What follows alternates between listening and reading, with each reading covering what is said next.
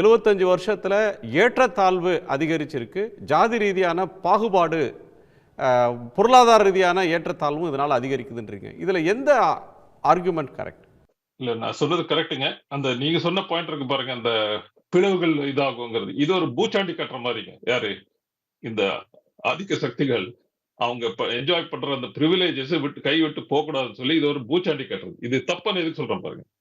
1881ல இருந்து 1931 வரைக்கும் 10 வருஷத்துக்கு ஒரு வாட்டி காஸ்ட் சென்சஸ் பண்ணாங்க.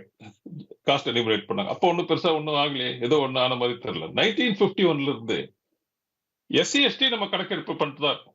ஃபார் எக்ஸாம்பிள் 2011 சென்சஸ்லங்க 1234 SC schedule caste and 698 schedule tribes கணக்கெடுத்திருக்காங்க 2011 சென்சஸ்ல. எஸ்சி எஸ்டி நம்ம 1951ல இருந்து தொடர்ந்து எடுத்துட்டு இருக்கோம். அதனால என்ன அவங்களுக்குள்ள ஏதோ தகராறு வந்ததா இல்லாட்டி கலவரம் வந்ததா அதெல்லாம் கொண்டு வரல.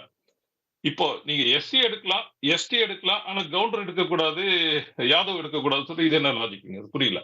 Cost blindness and social justice cannot go together. நீங்க ஒன்னா தட் இஸ் நீங்க ரிசர்வேஷனே உங்களுக்கு இல்ல அப்படின்னு சொன்னா பரவாயில்ல. நீங்க காஸ்ட் பிளைண்ட் காஸ்ட் நீங்க மறந்துடலாம். நீங்க சோஷியல் ஜஸ்டிஸ் ப்ரோக்ராம்ஸ் வச்சிருக்கீங்க.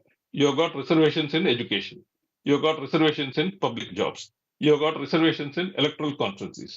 ஒரு பக்கத்துல சோஷியல் ஜஸ்டிஸ் ப்ரோக்ராம் பண்றீங்க, இன்னொரு பக்கத்துல அந்த அந்த சோஷியல் ஜஸ்டிஸ் ப்ரோக்ராம்ல caste is the main factor or at least important factor.